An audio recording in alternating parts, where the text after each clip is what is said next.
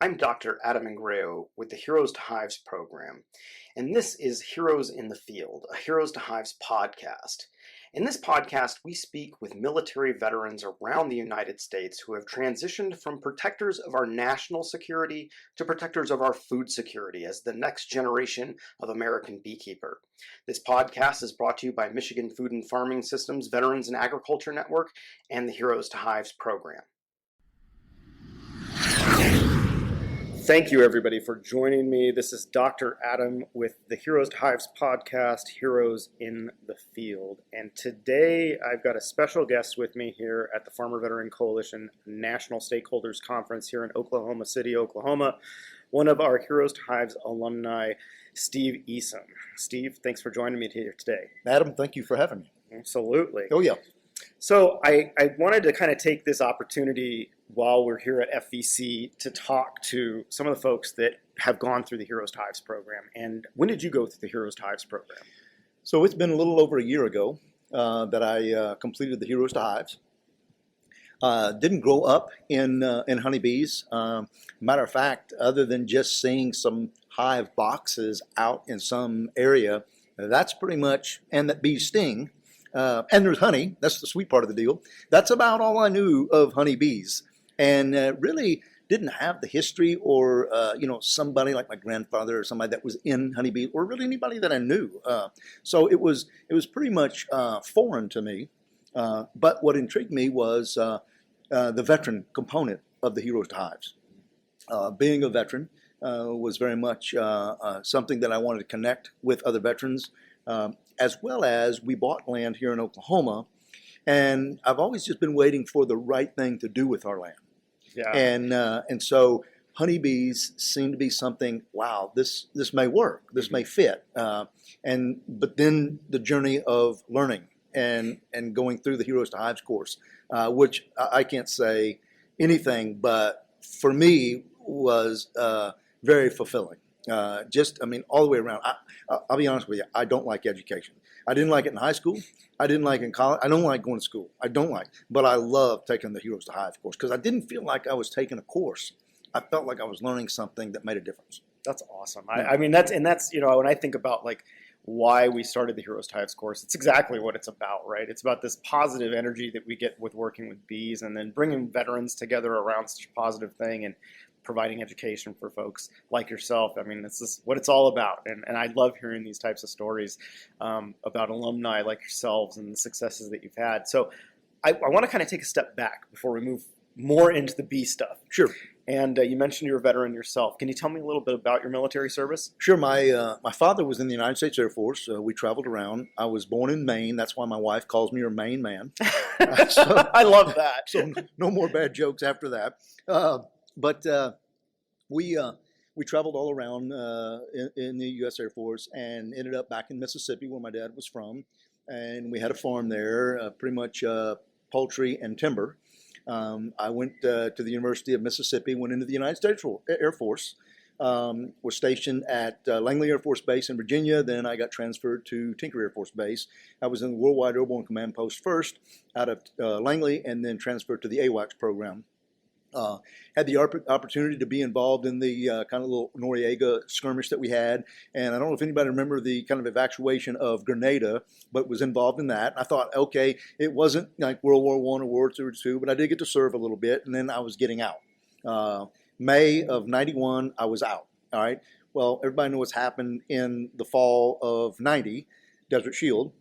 So I got a phone call and said, hey, you're going to Saudi Arabia. And I said, well, I've worked hard to stay out of Saudi Arabia, but if you say I got to go, I got to go. So I go for Desert Shield, come back to the States. And then about late December, I get a call, says, hey, we need you to come into the base. And I told my wife, I said, I don't think I'm coming back today. I think we're gonna go somewhere. And we did.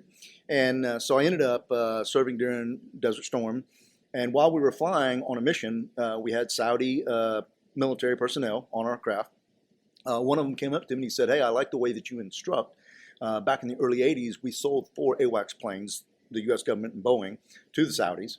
And the plan was that only U.S. military or retired U.S. military could either fly on board or train. And so he asked me if I'd come back, and I said, sir, I didn't plan on coming to Saudi Arabia. They said I had to come, so that's why I'm here. Thank you, but no thank you. I appreciate the offer. Well, my wife and I prayed about it, and we felt led to go to Saudi Arabia. So we spent 6 more years in Saudi Arabia, and then came back to the United States, thinking we'd go back to Mississippi to the farm. But again, God said, no, go back to Oklahoma. I said, I have no connections in Oklahoma. I'm not sure. But he blessed very much with us being able to come back and be involved in several different business ventures and things, of which allowed us to buy some land, as I mentioned. And then what are we going to do with this land? How are we going to utilize this land? And so the honeybee opportunity, although Oklahoma isn't really strong in the honeybee industry, but I believe that we can do things to consistently give us the opportunity to have strong, healthy hives. Yeah. And that's really what I feel like Heroes to Hives gave me the foundation, and then built on that foundation to help me on this path to achieve this. The bees are just one part of it. It is that what we bring in is the veterans and first responders. We include veterans, of course.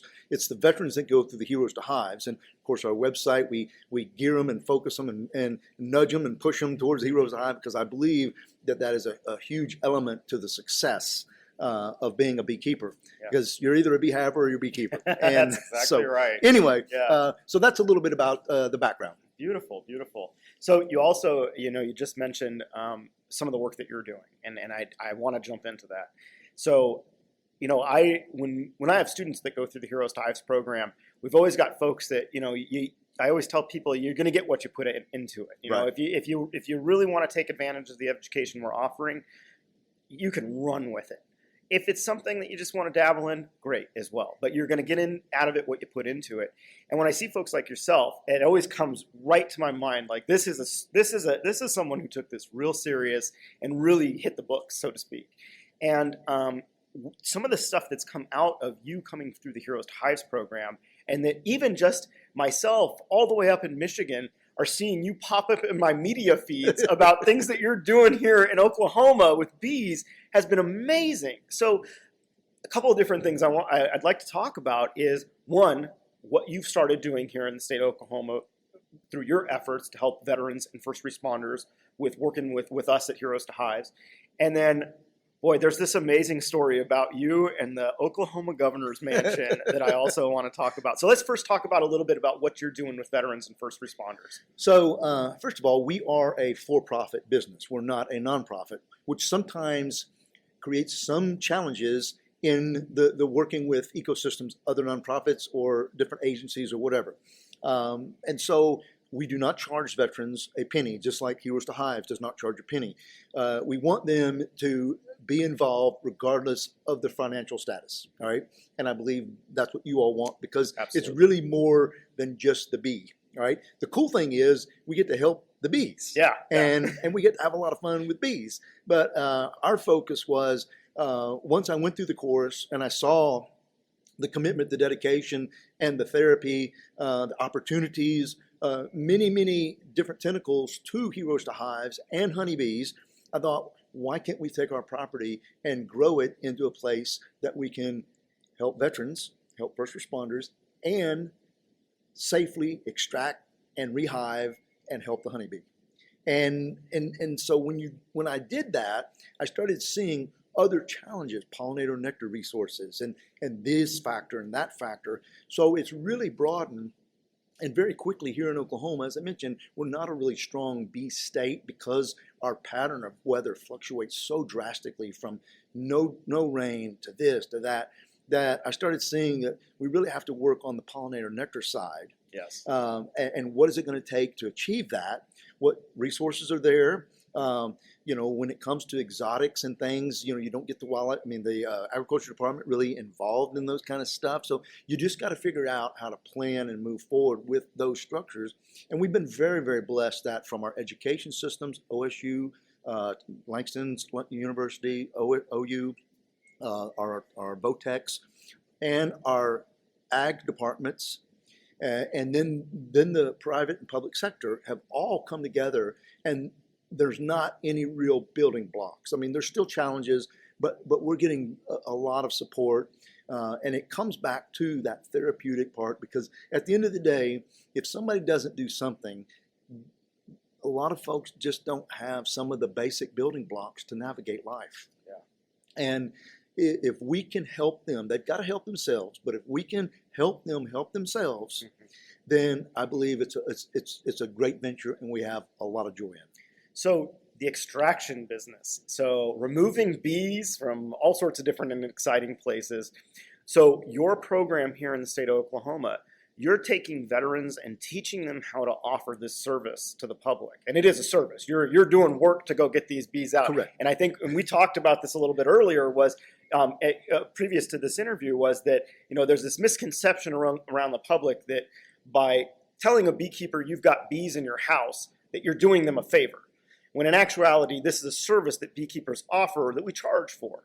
And so you're offering this service here in Oklahoma for homeowners, businesses, Yes. Public service agencies, all kinds of landowners, essentially. And you're bringing veterans out with you and first responders to do this work. Can you talk a little bit about how that works, like bringing of that out? And I mean, are you paying these veterans to work with you on this? How So, does this all as I work? mentioned, we are a for-profit. So, as a for-profit, you need to have a well structure. You have to have insurance, workman's comp. You're running a business. Yep. In some cases, you need to have licenses. All right. There's a variety of things that are needed. So, yes, we do pay the veterans to go with us, but it is part of their training. All right. Beautiful. Now, when I say we pay the veteran as part of their training, they still get paid dollars. It's not okay, you did training, so we're even. No, we pay them dollars for an opportunity to go with us and extract. But they're learning. So once we extract the honeybees, now we have to do something to them. We have to rehive them. Yeah. So now that is the beginning of their course. I have to really tell you real quick. I have a 1969 Mustang, and on the side of it, it's the words are Stang. And the first time that they go with me, they go in the Stang so they don't get Stang. I love it. That's fantastic. And that actually, that Mustang is written up in the U.S. Mustang, and the Heroes to Hives program is actually in U.S. Mustangs based off of that. Anyway, That's fantastic. So anyway, yes, we do we do pay them to go on these extractions. We safely extract the honeybees. We have clear contracts of what's expected of us, what we're going to provide, what we don't do. And I can tell you that everyone that we've extracted honeybees from, at the end of it, many of them that were reluctant to want to pay for it, understood very quickly when we opened that wall, oh my gosh, I didn't realize all that was in my wall. Yeah. Because you can get rid of the bees if you want to get rid of the bees. But unless you open up that cavity and get rid of what's in there, it's in there. Yeah. And then you have potentially other problems. And what's going to happen is, down the road, if you don't seal that up, other honeybees are going to come and find it and go, let's make home.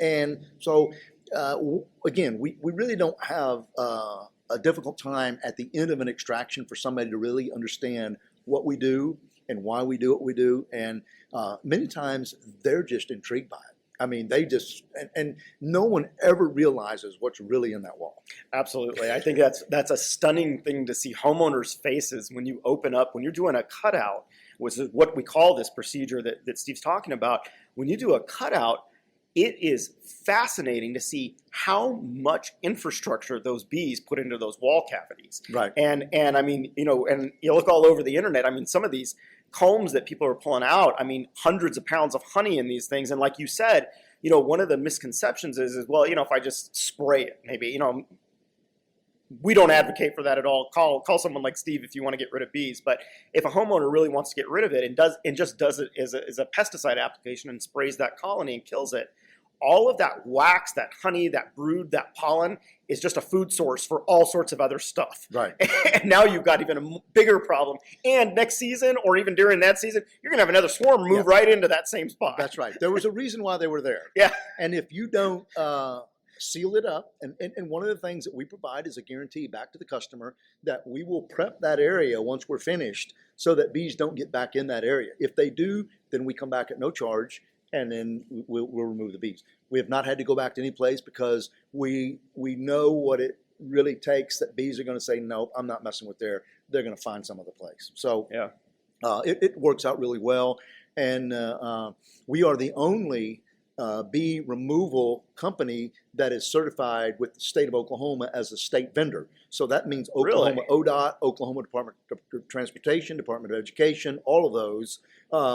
when they go in and search bee removal or bee issue or pest control or whatever, we're the only company that pops up because we're the only one that's registered. That's fantastic. Nobody else has gone through what you need to go through to be registered. And the cool thing about that is most of the time when you become registered as a vendor, what that means is you're just on the list to get bids. Well, honeybee issues are kind of like an oil spill. At 2 a.m. when there's an oil spill on the highway, they're not going to go, hey, let's get bids. They've already have people that are vetted, and they call somebody and say, hey, go do it. Well, that's the way it is for us with honeybees because, you take a elementary school that has bees in the entryway, they're going to be saying, somebody come get them right now. So Absolutely. It really works out from a business structure to have some things that I always tell people, try to find parts of your business that are mandated by the government. All right? Because that's very clever. When things happen, those keep going on. All right, so like fire alarm, those are you got to have that. My son's in that business, so that's how I know that. But anyway, so we have, and you've shared this in the Heroes to Hives because you have different modules that will lead you down different paths if you so choose to go there. The cool thing about honeybees is if you want to just have honeybees to have honeybees to provide honey for yourself, you can do that with 2 hives, 4 hives, maybe 6 hives or whatever. Once you get to 6 hives, 7 hives, depending upon your area, you really could now be into the amount of honey that you got to do something with it. Give it away, sell it, or whatever. But if you do want to get into the sales of honey, you could do that. If you want to get into the bee extractions, you can make money from that. If you want to get into selling bees, you can make money from that. If you want to sell just queens, you can make money from that. There is a lot of opportunities, depending upon your level of education, that you can train people in honeybees, and people pay for that. I mean, there's online courses that people are getting, $25, $45 for an online course. Yep. So there's a lot of avenues. Of course, the big payout is if you get into the pollinating services, and that's a huge leap for most everybody to get into that. But the cool thing is there are a lot of avenues if you want to look at it as generating supplemental income or a full-time income. Yeah, I love that about beekeeping, and I talk with farmers that I work with all the time, not just beekeepers, but farmers in general, is that, in agriculture, there's this constant revenue hemorrhage at the beginning of the season. We're buying seed, we're getting media, we're getting ready to plant, we're putting all this labor into everything, and there's not a lot of return at the beginning of the season for a farmer. For a beekeeper, it's a little bit different. And even for diversifying a farm or enterprise, beekeeping offers these revenue pathways that you spoke about that are not like other areas of agriculture. So, for example, at the beginning of the season for my beekeeping operation, we sell nukes. And that is a huge cash infusion right at the beginning of the season, and that carries us with capital through the rest of the season. Well, and not only in selling the nukes, but most people that sell nukes are generating half or 2/3 of the revenue in November, December. Exactly. November, December. From deposits. From deposits. Yes, and that's the other piece of that nuke business is for us too, is it's a 50% deposit to hold the nuke. So there's monies injected way before delivery is expected. Exactly. And the other cool thing, really, when you talk about the ag side of it, is bees are livestock. They sure are. And a lot of people, I can have 1 hive of bees and have access to the ag world as a gentleman that has, or a lady that has 10,000 cows. Yep. That is pretty wild. Yeah, and as an entry point, and that's something that I think is not talked enough about. I know a lot of farmer veterans. We're here at the FVC National Stakeholders Conference. We've got hundreds of veterans here that are either farming or want to become farmers. And, we talk about in the ag industry that there's always these barriers. And land access and capital are 2 of the main barriers to get into farming. If you want to grow crops, you got to have soil that you can put those crops in the ground. If you're a beekeeper, there are landowners everywhere that would love to host your bees for free. It's usually, we give them a little bit of honey at the end of the season, but you don't have to have that. And when it comes to like capital investment to get started, $1,000, you got 2 beehives and all the equipment you're going to need to get started. There are very few pieces of agriculture that have that low of a bar for entry. Well, and another thing that's cool about agriculture with honeybees is we typically think about large spaces of property and things. So Oklahoma, when we look at our rural area, when we look at our planting and what's put out there, it's wheat, it's alfalfa that doesn't go to flower, maybe some corn, very little value to bees, all right? Very little value. But the metropolitan area now, that is your sweet spot. Yes, No pun it is. intended on the sweet spot, you know, but that's your sweet spot. And we just signed a contract with the city of Norman to place bees on their public work areas, their waterworks area, their solar panel area, their interstate access areas where they have planted pollinator. They're planting pollinator nectar seed is very expensive, Yes, it and is. they're planting it. That's And fantastic. all we have to do is come in and manage these bees on these areas. And so there are a lot of great opportunities that for the cities, for the metropolitan areas, they see it as an ecosystem, you know, limelight. Yes, and it they're using you, and they can use me all day long, all right? Because we're getting an opportunity to now have places across Oklahoma that it doesn't make sense for me to train a veteran in Miami, Oklahoma, and we do have a Miami, not Miami, a Miami, Oklahoma, spelled like Miami, in the northeastern part, that it doesn't make sense, especially with fuel prices and all, for them to be traveling back and forth to manage bees. Now, they do come down for some hands-on training and things like that, but for them to manage their own bees, we find places there. And again, with now getting this contract with this one city, it's just like a domino effect. Yeah. All right. And so we're very excited about that because the metropolitan areas for us in Oklahoma are a gold mine. Yeah, and I just cannot think of what an amazing and forward-thinking idea for Norman, Oklahoma, to work with someone like yourself to take these areas that are widely underutilized and most of the time require just maintenance more than anything. I got to have someone out there to mow it or something like that. Turning this into habitat and putting bees on it, I mean, that's just a win-win for everybody. Well, and working with the ag department, I went into the ag department and I said, hey, do you all have any kind of a contract or whatever that you use for, you know, leasing land or whatever? And they said, yeah, it's mainly focused for cattle. Mm-hmm. But I took it to Norman, that document, took it to Norman, I signed it, and their attorney looked it over, made a few little changes on it, and boom. That's all. Wow. So the ag department has a lot of resources outside of just monies to help you navigate and to achieve the objective. Again, I use that same form to work with farmers because I'll find farms, I'll use Google Maps or whatever to find within a 50-mile radius of our farm, lands that sometime are cut off by a county road and a creek. So I look on there and I'm like, okay, this is, you know, they've got, you know, cattle over here and they're grazing here and they're planting something here, but they're doing nothing right there.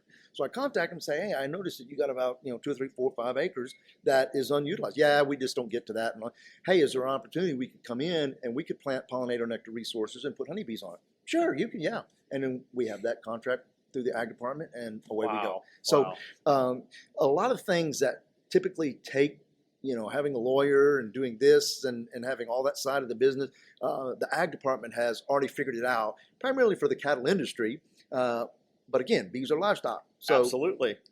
Go for it. What a great transition between those two organisms to be able to use the same kind of contracts. I mean, that's a really brilliant way of going about that. And like I said with Heroes to Hive, it's food on the table. Go get it. Yeah, all right? Absolutely. Go get it. So before we jump into the story about the governor's mansion, I just want, so can you, how would someone get a hold of you if they want to, you know, if they want to learn more about what you're offering in extraction services, or if they want to touch base with you about your training program, where would you send them? True Bee Removal. That's TRU, no E, TRUBE removal.com. That's our website. Perfect. And our website has 3 kind of components. It has one for the person that has an issue with bees to contact us. It has another component for the veteran or first responder to join, to become part of the program. Within that join, there is a link, a clear link with the Heroes to Hives logo to Heroes to Hives. We very much say, look, we push you hard to get in Heroes Hive. You need that educational component. And then the last part is kind of a blog of fun facts about bees. I mean, there's just a lot of fun facts about bees. That is our website. That's the function of it. Then we have a Facebook page. And I wanted, so all of our companies are True Something. So True Products is our main parent company. And then we have a lot of divisions underneath that. And so True Anthophilia, I wanted True Bees, but it was already taken. So the scientific name for bees is Anthophilia. I don't know if that's pronounced correctly, but anyway, that's what it's spelled out. It's pretty crazy. But anyway, that's our Facebook page, True Anthophilia. Okay. So on True Anthophilia is all of our extractions, all of the day-to-day, the stuff that we get into with bees, whether it be, so we've had the opportunity in the state of Oklahoma to actually train the Oklahoma State inspectors for honeybees. We're training them. Wow. And you know what I'm training them with? What's that? Information I got from Heroes to Hives. Right? I love it. So it's just coming into me and it's going right back out. That's fantastic. But again, I think that's a pretty cool commentary to the Heroes to Hives program, in that, you're in Michigan, but you're having a profound impact on inspectors here in Oklahoma. Well, I mean, that's what it's all about, right? Is paying it forward. Yep. You've got, I think the way that I like to look at things in life is that, many of us are given great opportunities to take advantage of things that others may not. And it's our responsibility as good Americans and to help our brothers and sisters by sharing the knowledge that we've been blessed with. Most definitely. And you're a prime example of what's going on there. So if you are in Oklahoma, and we'll link to all of these things all of Steve's links that he's mentioned here in the description here and on the posts that we'll have with this podcast on there. I encourage you to check out Steve's information on those websites. Okay, so we're going to wrap up the interview with a great story and something that came through my news feed. I was getting up in the morning, checking my news feed, and I have a Google alert for Heroes to Hives, and I saw an alert on there, and it said something to the effect of Heroes to Hives remove bees from Oklahoma governor's mansion. And I thought to myself, well, that's got to be Steve. So let's hear a little bit about this story, Steve. So as I mentioned, we are a state vendor. And so typically in the past, when state entities, local, state, and federal entities would have a bee issue, they would call the bee club. And basically everybody would look the other way, because to go on these properties, you're supposed to have insurance, workman's comp, and all these things, but they want to get rid of the bees, so they just kind of look the other way. Well, we are now a state vendor, and they actually utilized that process to contact us. And they said, hey, we have honeybees at the governor's mansion.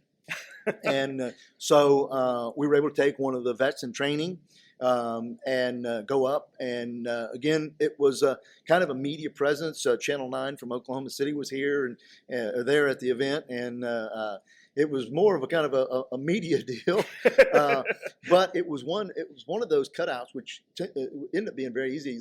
They had taken a window in a separate building connected to the mansion area, and they had closed it off with a piece of plywood. And the bees found that space between the plywood and that window space. I love those cavities. And so it really made, all we had to do is pull that piece of plywood off, and it made the extraction really easy. Not as complex as some of the other extractions that we do. So, yeah, it was really neat to be able to remove bees from the government. The challenging removals are tree removals. Absolutely. Because you get a lot of times people don't want you to cut the tree down, and it's interesting how they're like, what we want we want you to get the queen and the wax, and I'm like, you can't. There's a hole only about the size of a quarter. It ain't coming out. Yeah, no, it's not coming out. And so those and even with putting a trap out and things like that, I always tell people, I say, look, the chances of success in that kind of is very, very minimal. But we have had times where they call in a tree company. Again, I'm not a tree removal, so I let the experts do what they do. And then once they get it down or get it to a place where then we can go into it, we do have chainsaws. We can split the tree open and we can do things there. But those tend to be a little bit more challenging. Now, one of the things that I would say, if you're going to do tree extractions and cutting it, use vegetable oil in your chain oil reservoir. Really? Yeah. Why is that? Well, your regular boat oil, chain oil, is toxic to the bees, and you've got to cut through the cavity. Yep. So vegetable oil is an alternative to. So anyway, there's just some pretty cool things to do it, and do it in the best way. Again, taking a tree down and doing that is something that we try to steer away from, and really encourage them. If you can commingle with the bees in the tree, that's better to do that.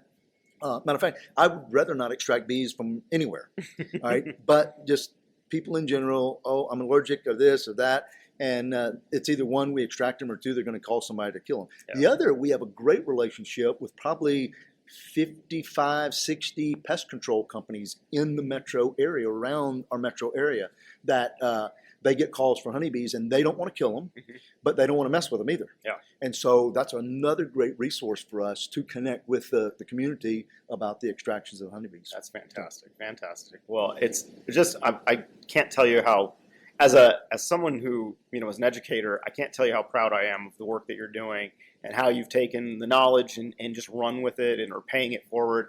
I can't tell you how much I appreciate you as a veteran and as a brother in arms and now a beekeeper in arms. I just really look forward to seeing where all of this goes with you, Steve, here in Oklahoma. Well, thank you. And I remember when the Farmers Veteran Coalition asked me if I would speak at this conference, which we're very honored to have this in Oklahoma as a very new chapter. And they asked me to speak on honeybees. And I said, sure, I'd love to speak on honeybees. And then about a month or two later, they said, hey, would you mind having a co-speaker? I said, no, I think that'd be great to have a co-speaker. And then I found it was you. And I'm like, how in the world can I get on stage with Adam and have anything to say? But I think we're going to have a real fun time with that. And I'm honored to get the chance to meet you. I'm honored to have the knowledge I have and the depthness of that I got from you and I got from your team. All right, I know you are not the only aspect. It's a team effort diversified for yourself, sure. And I'm very thankful for that because I've been able to share that with the veterans mainly for the mission that we have. But I've also been able to branch out into the commoner beekeepers, that aren't veterans, that very much are struggling as well when it comes to building a strong, healthy hive. Yeah. And I believe when we build the strong, healthy hive, we achieve the objectives of being successful as a beekeeper because the bees can do what bees do.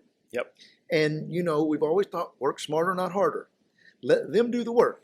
But once we put them in that box, we take on elements of management to help them be strong. Absolutely. Well, thank you so much for joining us today, Steve. This is Dr. Adam Ingrao with Heroes in the Field, our Heroes to Hives podcast. Thanks you for joining us today. We'll see you at the next podcast.